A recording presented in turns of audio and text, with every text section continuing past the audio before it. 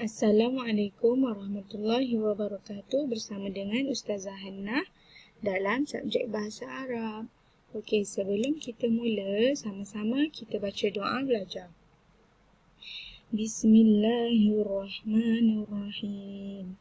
Allahumma aftah alaina hikmataka wa anshur alaina min khazaini rahmatika ya arhamar rahimin. Amin. Ya Allah, bukakanlah ke atas kami hikmahmu dan limpahkanlah ke atas kami dari khazanah rahmatmu.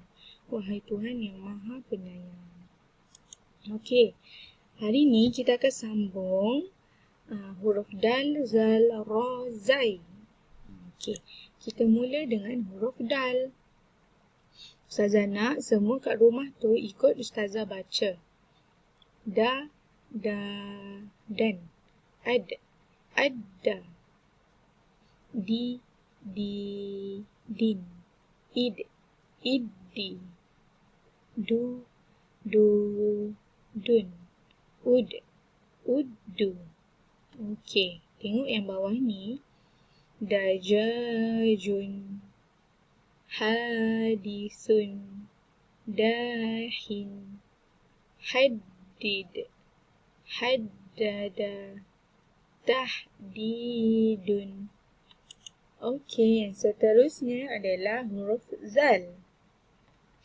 Zan, azza, zin, izzi, zun, uzzu,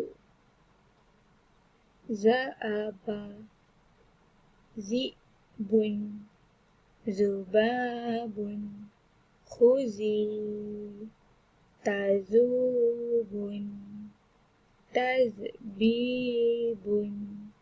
akhzun.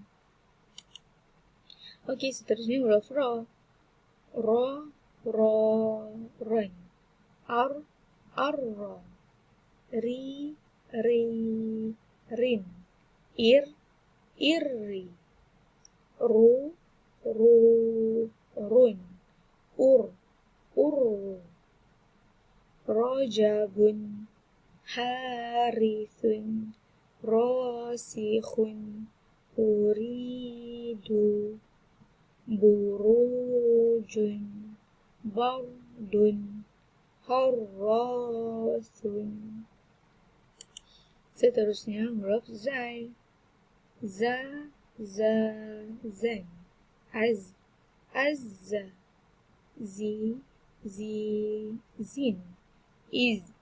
Izzi. Zun.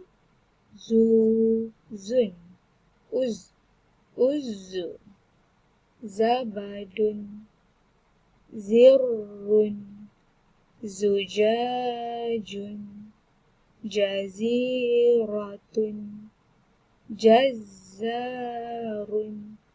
Aruzzun. Okey, cukup 4 huruf untuk hari ini. Dal, zal, ra, zai. Okey, Ustazah nak terangkan huruf dal, zal, ra, zai tidak boleh bersambung dengan huruf yang lain. Contoh tengok kita tengok zal dengan zai dengan alif. Dia tak boleh bersambung. Kita tengok pula zai dengan ba. Dia tidak bercantum, tidak bersambung sebab dia tak boleh bersambung. Zai dengan jim juga tak boleh bersambung. Ini sebab semua huruf dal, zal, ra dan zai tidak boleh bersambung dengan huruf lain.